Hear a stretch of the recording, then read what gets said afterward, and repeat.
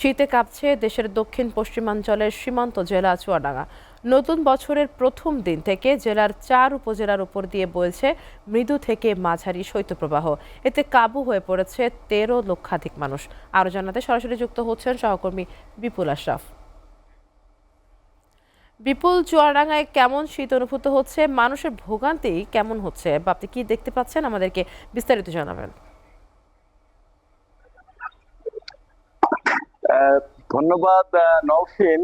আপনি জানেন যে সীমান্তবর্তী জেলা চুয়াডাঙ্গা 13 লাখ অধ্যুষিত মানুষ কিন্তু এই জেলায় বসবাস করে। এখানে কিন্তু এবারও কিন্তু অনেক আগে ভাগে, অর্থাৎ অগ্রহায়ণ মাসে সাধারণত শীতকাল শুরু হয়। এবার তারও 1 সপ্তাহ আগের থেকে কিন্তু চুয়াডাঙ্গা জেলায় শীত পড়তে শুরু করেছে। আজ পৌষ মাসের 27 তারিখ। এখনো কিন্তু শীতকালের এখনো 1 মাসেরও অধিক টাইম কিন্তু বাকি আছে। এবার কিন্তু শীত কিন্তু অনেক দীর্ঘ সময় ধরে এই চুয়াডাঙ্গা জেলায় শীত পড়তেছে এবং পড়বে বলে আমরা আবহাওয়া অফিস থেকে জানতে পেরেছি। তো আমি যদি আপনাকে একটু জানাই যে প্রায় 1 মাস 15 দিন ধরে চুয়াডাঙ্গা জেলায় 16 থেকে নিচেই 6.9 ডিগ্রি সেলসিয়াস তাপমাত্রা কিন্তু বিরাজ করছে। বিশেষ করে এই নতুন বছরের প্রথম 1 জানুয়ারি থেকে কিন্তু চুয়াডাঙ্গা জেলায় মৃদু থেকে মাঝারি শৈত্যপ্রবাহ বয়ে যাচ্ছে। এই কারণে কিন্তু মানুষজন কিন্তু অনেকটা অসহায় হয়ে পড়েছে, শীতের কাছে মানে কাবু হয়ে পড়েছে বলা যায়।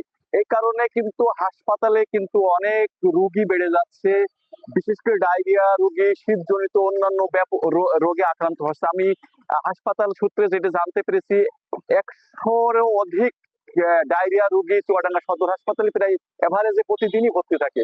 প্রতিদিনই 30-40 জন রোগী কিন্তু এই রোগে আক্রান্ত হয়ে ভর্তি হচ্ছে, আবার রিলিজও পাচ্ছে একইভাবে।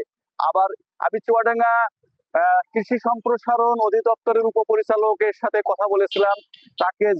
তার সাথে কথা বলে যেটা জানতে পেরেছি যে এখনো চুয়াডাঙ্গা জেলাতে যে শীতকালীন সবজি, শীতের কারণে কিন্তু মোটামুটি ভালো হচ্ছে।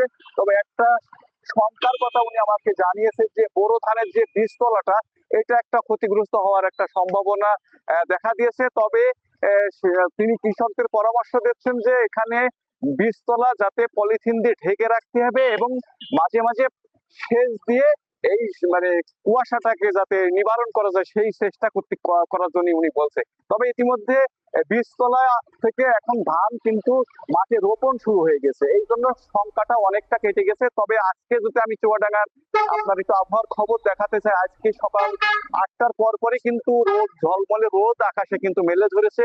এই কারণে কিন্তু মানুষ অনেকটাই স্বস্তি বোধ করছে, অনেক মানুষ কিন্তু রাস্তায় চলাচলও করতেছে আজকে বিপুল, আপনাকে ধন্যবাদ। দর্শক, চুয়াডাঙ্গায় শীতের সর্বশেষ খবর জানাচ্ছিলেন আমাদের সহকর্মী বিপুল আশরাফ।